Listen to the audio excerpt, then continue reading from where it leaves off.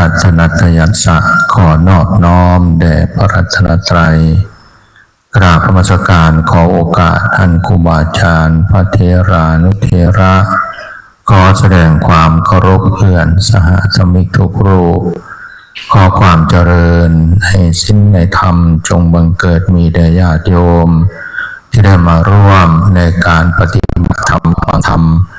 ในวันพระวันนี้โดยทั่วกันทุกท่านทุกคนในโอกาสนี้สาธุวางมือลงนั่งในท่าที่มันผ่อนคลายทำใจให้สบายอย่าเคร่งเครียดการที่ทำให้เราแบบไม่ลำบากมากก็คือไม่ทุกข์มากเนี่ยมันก็เป็นธรรมอย่างหนึ่งเพราะว่าเป้าหมายในการปฏิบัติของเราเนี่ยคือปฏิบัติเพื่อความพ้นทุกข์ถ้าเราทุกข์เพื่อทำเพื่อความพ้นทุกข์อันนี้เราก็ต้องพิจารณาคือบางอย่างมันก็ต้องลำบากการปฏิบัติอยู่ก็อาจจะลำบากกินก็อาจจะลำบากนอนก็อาจจะลำบากไปมาสารพัดไม่สามารถตามใจตนเองได้อันนี้คือความลำบากของนักปฏิบัติแต่ว่ามันเป็นเครื่องวัดธรรมเป็นเครื่องวัดความเจริญในธรรมของผู้มีธรรมฟังแล้วท่านต้องพิจารณานะความลำบากเนี่ยมันเป็นเครื่องให้เราได้วัดใจเพราะใจเราเนี่ยมันต้องการตามที่เราอยากให้ได้อยากให้เป็นคือกิเลสมันจะเอาแต่ใจตนเองบางทีมันก็เลยทำให้เราแบบเหนื่อยกับการกินเหนื่อยกับการเป็นอยู่เหนื่อยกับการไปมาเพราะว่าจิตใจเรามันมีกิเลสบางทีมันก็เลยไม่พอใจแต่ถ้าเราแบบสละได้อย่างหลายคนเสียสละได้การเป็นอยู่ก็แบบอาจจะลำบากแต่ว่ามีความรู้สึกแบบสบายใจลำบากกายแต่ว่าไม่ลำบากใจการกินการขบชั้นอาหารอะไรต่างๆมันไม่ได้ตามใจเราพอเราเป็นพระเราเป็นนักบวชเราก็ชั้นตามได้ตามมีอยู่ตามที่เขาจัดให้จะไปไหนมาไหนก็ต้องตามสมควรถ้าว่าลำบากไหมก็ลำบากนะที่เราเพื่อที่แบบต้องฝึกที่เราแบบจิตใจเรามันต้องอดต้องทนคือมันตามใจตัวเองไม่ได้มันก็เลยต้องอดทนการที่เราจะสามารถที่จะผ่านพ้นเราต้องฝึกตนเพื่อให้เราเข้าใจและก็นำตนไปสู่ความพ้นทุกข์ในแต่ละเรื่องในแต่ละอย่างถ้าเราไม่ฝึกตนถ้าเราไม่อดทนการที่จะนำตนไปสู่ความพ้นทุกข์เนี่ยก็เป็นเรื่องยากฉะนั้นการปฏิบัติธรรมเนี่ยเราอาจจะฝึกทั้งกายฝึกทั้งใจไม่วัดก็เหมือนกันจะมาตามใจตนเองก็ไม่ได้ก็ต้องเอาตามมีตามได้ตามอยู่ตามที่เป็นไปตามเหตุตามปัจจัย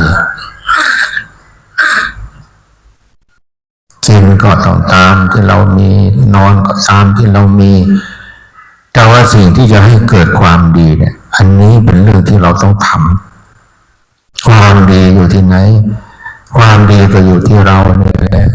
อยู่ที่การที่เราละชั่วอยู่ที่การทำประโยชน์อยู่ที่การปล่อยวางอันนี้เป็นเรื่องที่เราจะต้องเอาประโยชน์ถึงแม้ว่าจะทุกข์กายทุกข์กายนะบางทีก็เหนื่อยกับการเป็นอยู่เหนื่อยกับการปฏิบัติเนี่ยบางคนก็เหนื่อยกับการกราบการไหว้ฉะนั้นเมื่ออยู่หันละหมูเขานั่งซื้อกับบ่ได้นะครับอยู่หันละอันนี้กับเมื่อยน้ำมูกกับเมื่อย น้ำอีกแล้วเห็นแล้วก็เมื่อยน้ำอันนี้เราไม่รู้จะว่ายังไงต้องมีสตินะพยายามรักษาสติให้มันเป็นปกติเมื่อวันพระเนี่ยคนจิปวงกับปวงวันพระชวนมากพระกับปวงเพราะพระไม่ชีกับปวงเพราะไม่ชีลำบากกายเพราะเรามาอยู่วัดบางทีไม่สบายเหมือนเราอยู่บ้านแต่ว่าทำยังไงจะให้มันสบายใจอันนี้แหละสำคัญเพราะใจเราเนี่ยมันสามารถที่จะเหมือนฝึกได้ทำใจได้ยอมรับได้ถ้าเราทำใจได้ยอมรับได้เราก็อยู่ด้วยกันได้ที่อาตมาพูดบ่อยๆว่าคนเราเนี่ยถ้ายอมรับกันได้ถึงแม้จะไม่ดีคนเราเนี่ยถ้ายอมรับกันได้ถึงแม้ว่าจะผิดพลาดบ้างบกพร่องบ้างหรือว่าไม่ดีที่สุด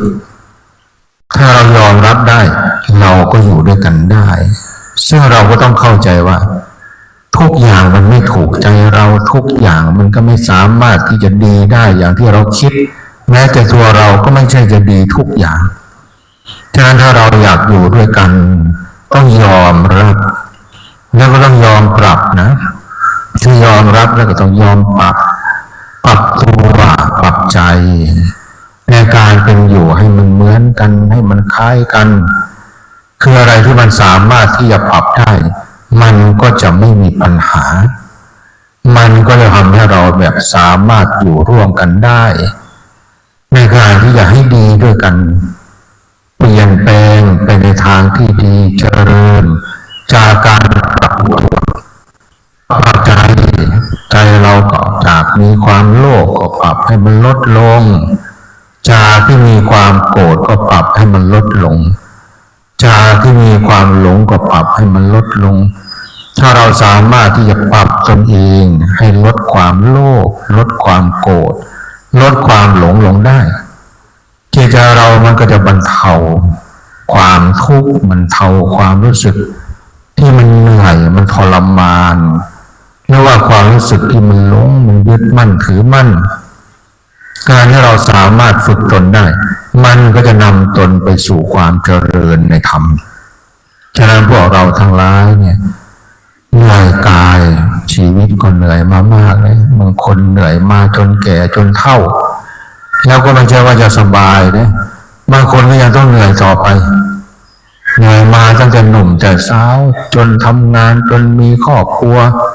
เหนื่อยทั้งกายที่ต้องทำหน้าที่ต้องรับผิดชอบเหนื่อยทั้งใจที่ต้องเหนื่อยกับคนรอบข้างครอบครัวภรรยาสามีพี่น้องลูกหลานบริวาร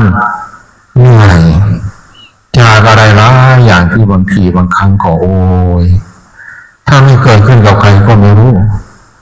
เหนื่อยกับครอบครัวบางคนก็เหนื่อยกับสามีเหนื่อยกับความแบบอะไรต่างๆที่มันไม่ดีเหนื่อยกับภรรยาที่พูดมากพูดบ่อยบอกว่าแล้วเถื่อเหนื่อยกับเมียจมเมียดาเหนื่อยกับแม่เฒ่าแบบโอ้ยดูถูก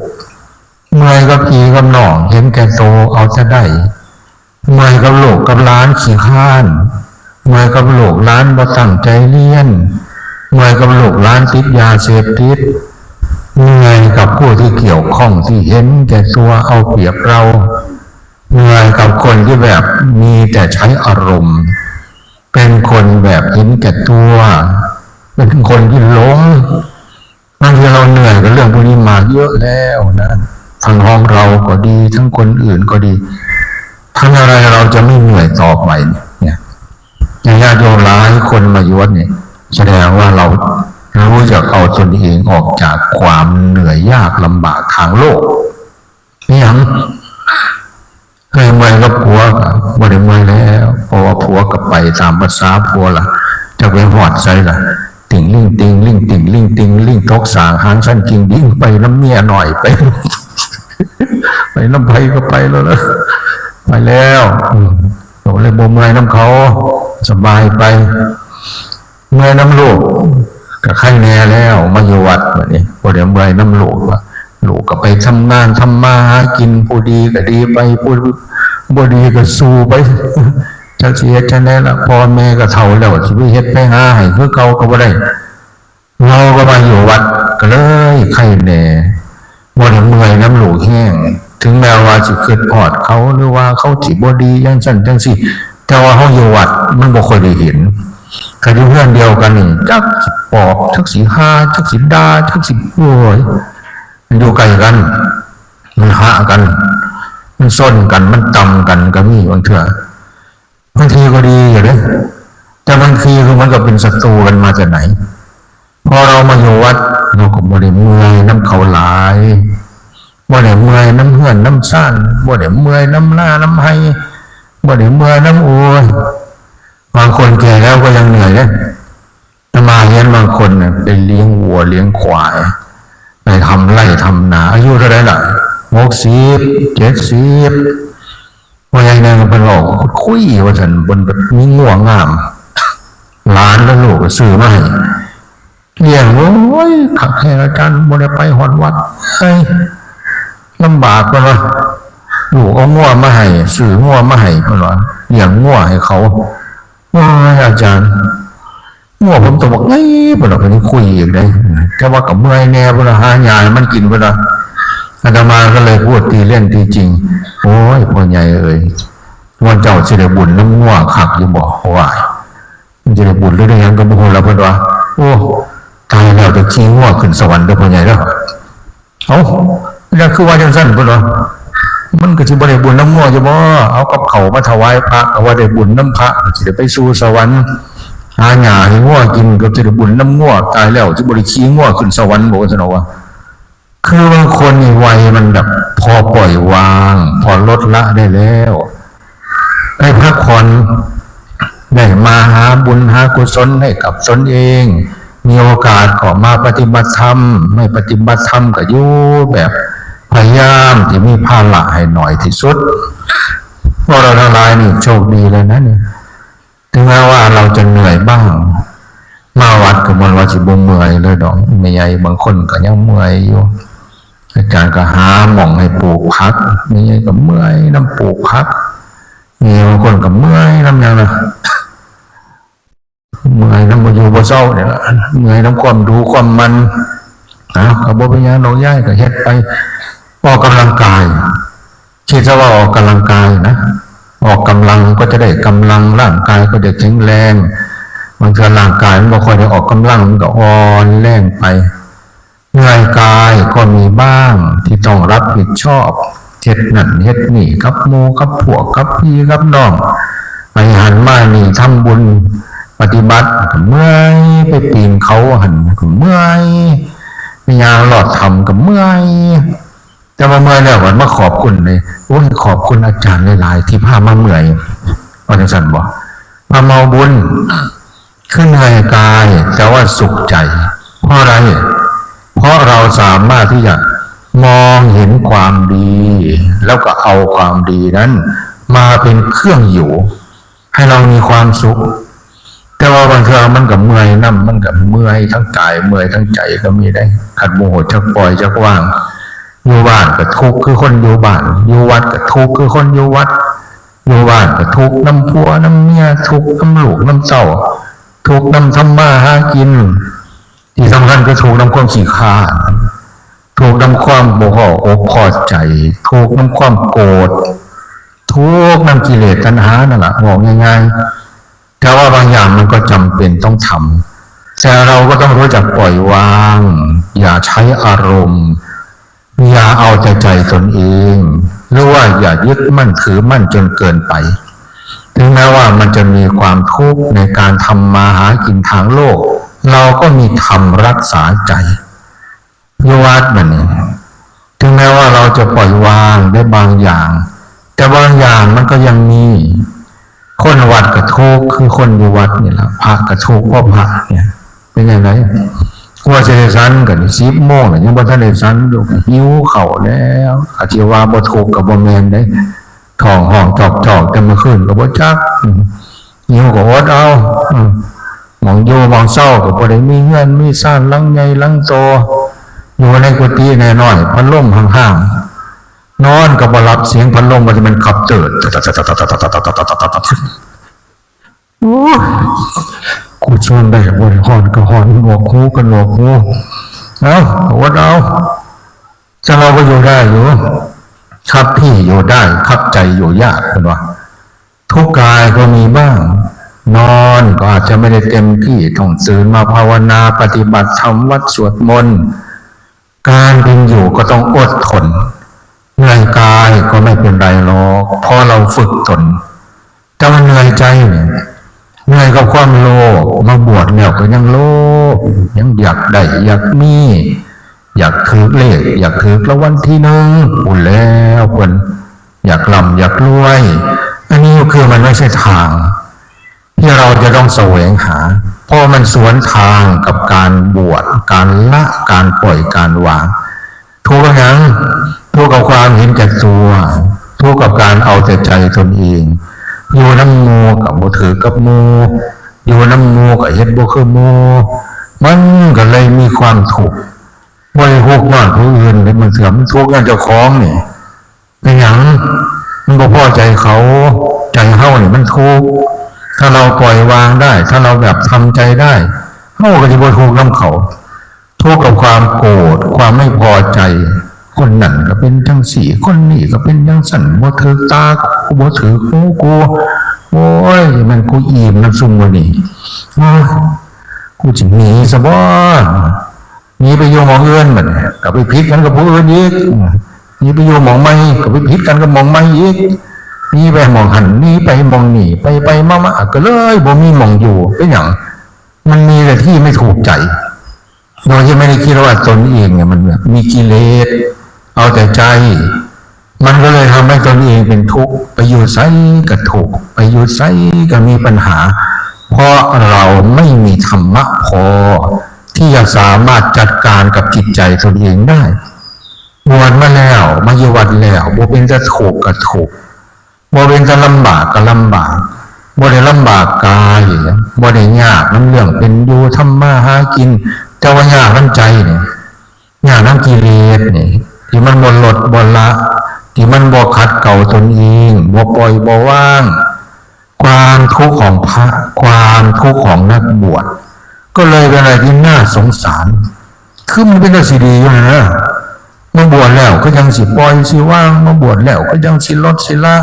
มาบวชแล้วก็ยังสิบ่ทุกข์แต่ว่ากลับมาทุกข์แบบคนวัดทุกข์แบบเจ้าวาดก็ทุกข์แบบเจ้าวาดยากน้ำหนักยากน้ำนี่จักไปเป็นไผจักยากจักโยมจักโอยหลายสิ่งหลายอย่างเจ้าวาดบางเทื่อก็โอ้ยยายเอ้ยขึ้นหลายจนหัวงอกหมดแล้วเก่าหัวหลายจนหัวยังกันละขึ้นหลายขออภัยเด้อครูบาอาจารย์เธอจะสิอย่างน้ำกรรมการจะสิอย่างน้ำโยมจ้าสิอย่างน้ำพระอย่างน้ำพระแล้วมาแล้วอย่างน้ำเมสซี่โอ้ยอยากผู้อยู่อยากก็ผู้ไปบางเธอเลยก็สิเอาใจไปเป็นเจ้าวาดกับทุกข์พระเจ้าวาดเลยเป็นอย่างเป็นพระน้อยกับทุกข์ว่าพระน้อยโอ้ยเป็นจังไดเนาะกูคือบ่มีเงินใส่เนาะเขาก็มีกินอยู่มันบ่มีเงินใส่เขาก็มีกินอยู่แต่ว่ามันจะไปไสมาไสก็บ่มีโอกาสพอหยังมันบ่มีโอกาสที่ได้ไปมันสิไปเล่าน้ำเพิ่นก็บ่ได้ไปอันนี้บางคนบางทีมันก็ทุกข์ตามภาษาพระนี่ไงก็คือจะบ่ทุกข์หลายดอกสังเกตเบิ่งแม่นบ่ใหญ่ยิ้มเบิกบานมีความสุขได้สวดมนต์สยบปีพุทธาชาทิลิมาโตอายังมาลัดขมวนกุ๊บมาสวดมนต์แล้วก็มานั่งสมาธิหายใจเข้าเลิกหายใจออกยาวๆเย็นสบายเย็นกายเย็นใจมีแห้งม้วนโอ้ยจะเป็นกูอ่อนซ่อนหลายกูนั่งสมาธิแล้วกูจะมันมีความสุขจะแม่นกูสงบจะแม่นกูแบบโอ้ยบ่วุ่นบ่วายหลายโอ้ยขอให้เป็นจังสี่มืดมือเด้อ เราให้กูเป็นอย่างสี่ตลอดไปจะเป็นกูสบายใจจะเป็นกูแบบโอ้ยมีความสุขในการอยู่วัดมีสันว่ามีความสุขอะไรกับการปล่อยวางเห็นอะไรเกิดขึ้นเห็นแล้วก็ดับไปเห็นแล้วก็ปล่อยไปบ่เอามาเป็นเครื่องกังวลบ่เอามาเป็นเครื่องให้เฮาเครียดเห็นพวกนั้นก็โอ้ชีวิตเฮามันก็ต่างกันเนาะต่างกรรมต่างสติปัญญาบางคนก็มีกรรมของเขาจังสิเฮ็ดจังได้ล่ะเจ็บไข้ได้ป่วยสังขารร่างกายครอบครัวนั่นนี่โอ้เห็นแล้วก็สงสารก็จักสิว่าจังได๋ก็ขอให้เป็นสุขเถิดโอ้ยให้เจ้าพ้นทุกข์เด้อพอเห็นแล้วก็สงสารเห็นแล้วเราก็ปล่อยวางว่าเอาเขามาเป็นความรู้สึกแบบซ้ำเติมดูถูกสมนาบอเป็นยังไงกูละสั่งไม่ใหญ่นี่ที่มันเห็นพวกคือแต่ที่จะปล่อยวางเขาบางคนก็เลยเอาเขามาเป็นทุกข์แล้วมันไม่ได้คิดว่าสัตว์ทั้งหลายมีกรรมเป็นของตนเองพอเราอยู่แล้วเราได้เข้าใจปล่อยวางความหมดสึกที่มันเห็นเขาเป็นทุกข์เห็นโหดมันมึงมาแล้วนี่มึงมาแล้วนี่มึงโลภมึงอยากได้มึงเห็นแก่โตมึงจะเอาเปรียบหมู่มึงมาแล้วมึงหยุดสติปั๊บหยุดมาถึงสองมันเห็นอย่างปากคันยุบยิบมันอยากเว้ามันอยากเว้าซื่อๆแค่เด้มันอยากด่ามันอยากฆ่าบางเทื่อก็จะเว้าดีคันยุบยิบอยากเว้าอยากจังสี่บางเทื่อเว้าหลายกับเมื่อยนำได้บ่ได้เมื่อยอย่างเจ้าของกับเมื่อยเว้าผู้ฟังกับเมื่อยฟังถ้าเราแบบมีสติโอ้ยอยากเว้าอดเอาเว้ยที่เว้าดีก็ดีอยู่ดอกจะเว้าหลายมันก็เมื่อยหยุดมันคือมันเว้าบ่ดีนะครับบัดนี้เห็นผู้นั้นก็บ่ดีเห็นผู้นี้ก็บ่ดีคนเราเนี่ยถ้ามองเอาดีเนี่ยมันจะมีความสุขแต่ถ้ามองเอาอะไรไม่ดีเนี่ยมันจะมีความทุกข์จิตใจเราก็จะเศร้าหมองเราอยากมีความทุกข์หรือเราอยากมีความสุขถ้าเราอยากมีความสุขเราก็มองดีให้ได้มองดีให้ดีคือดีให้มันเกิดขึ้นที่จิตใจเราอย่าให้มองดีเป็นชั่วหรือว่ามองดีเป็นทุกข์เห็นเขาทำดีกับคิดในทางบ่ดีเห็นเขาทำดีกับอิจฉาเขาการอย่างสิ่งคือมองดีแล้วทำให้ตนเองเป็นทุกข์ทำให้ตนเองแบบไม่ได้มีประโยชน์ไม่ได้ประโยชน์จากความดีของเขาถ้าเราอยากมีความสุขเราก็มองสิ่งที่ดีคิดสิ่งที่ดีแล้วก็เอาความดีเหล่านั้นมาเป็นเครื่องไล่ความชั่วหรือว่าไล่ความทุกข์ในจิตใจเราเพราะเราสามารถเอาความดีนั้นมาเป็นเครื่องให้เราแบบระลึกถึงคุณค่าความสุขความดีก็จะเจริญขึ้นไปเรื่อยๆแต่ว่าตรงกันข้ามกันเราไปมองผู้นั้นบดีผู้นี้บดีมันก็ไหลเข้ามาสู่ใจเราแล้วแบบนี้อันนี้บางเทื่อก็บ่จะขึ้นดอก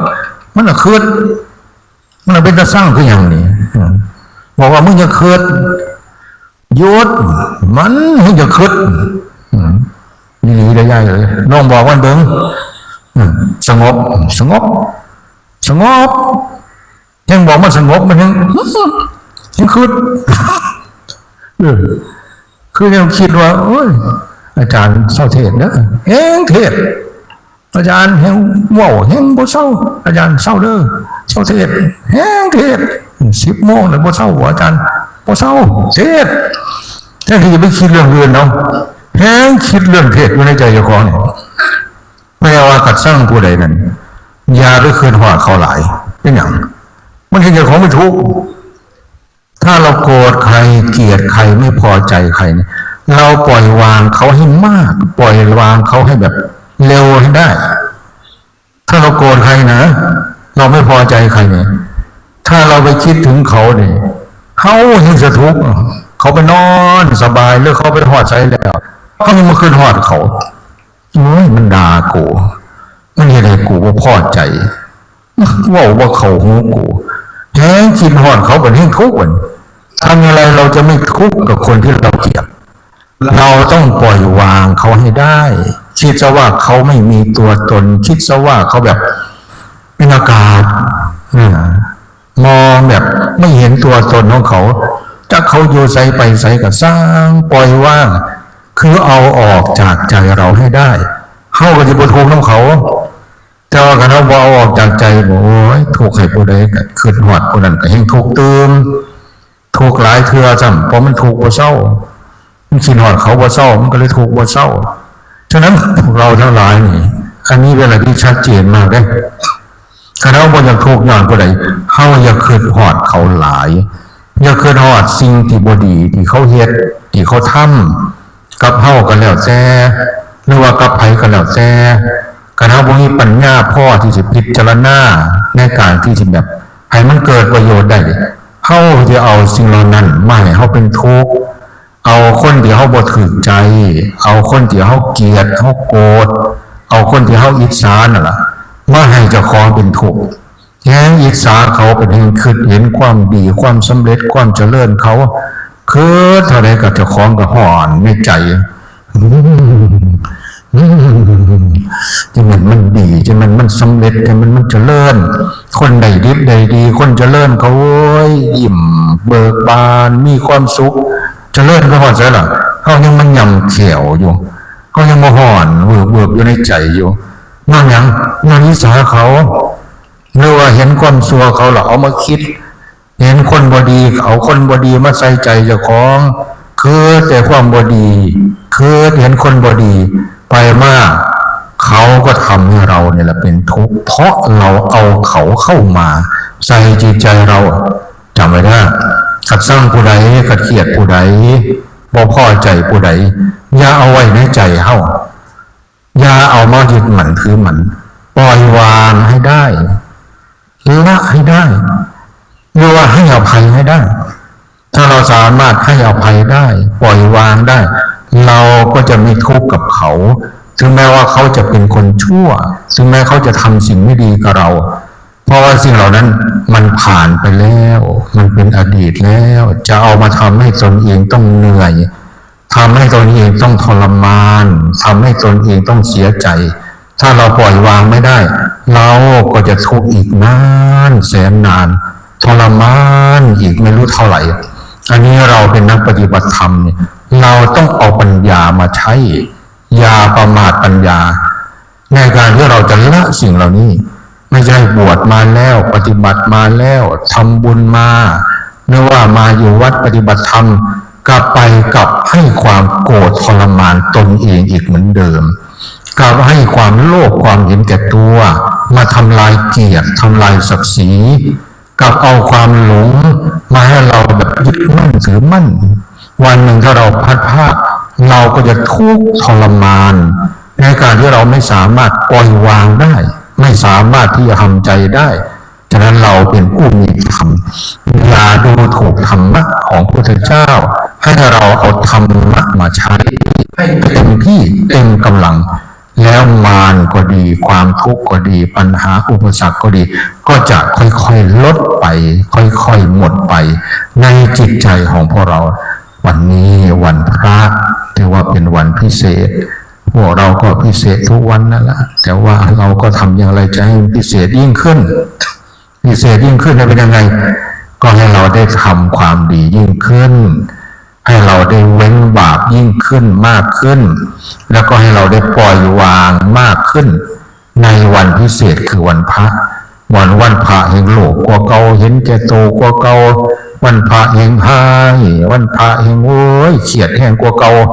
วันพระแห่งหลงยึดมันคือมันร้ายกว่าเก่าเสียยี่ห้อยังยี่ห้อพุทธเจ้ายี่ห้อพุทธสาวกยี่ห้อพุทธศาสนาฉะนั้นเราจะต้องพิเศษในทางบุญพิเศษในทางธรรมให้มันยิ้มให้มันดีให้มันเบิกบานวันนี้ยิ้มอยู่บ่ยิ้มหน้าวันผ่าเด้อจะยิ้มลวงยิ้มเลยได้ตั้งแต่วันก่อนโน้นบอกแล้วว่าแต่ละวันให้สวัสดีกันหรือสวัสดีเยอะๆอยู่บ่สวัสดีบ่เดินเข้ามาเห็นหน้ากันสวัสดีจ้าที่เอาแบบท่านสมัยได้บ่ตื่นขึ้นมาจะฮัลโหล จังสันบ่ฮ่าเงินบ่ เอาสวัสดีซื่อๆนี่ละตื่นขึ้นมาก็ยิ้มให้กันแน่ให้ความรู้สึกที่ดีต่อกันคนเราถ้าอ่อนน้อมได้ถ้าเป็นคนที่แบบไม่หลงไม่มีทิฏฐิมานะอยู่ไสมันก็อยู่ได้อยู่ไสมันก็บ่ยากอยู่ไสก็เฮ็ดให้หมู่แบบสบายใจแต่ว่าก็บ่ฮู้จักลดละทิฏฐิมานะบ่ฮู้จักอ่อนน้อมถ่อมตนอยู่ไสก็เป็นตาสั่งฮู้จักอยู่บ่เป็นตาสั่งมันเป็นแนวใดเป็นตาสั่งเป็นอะไรเป็นตาสั่งมันจะสั่งนะ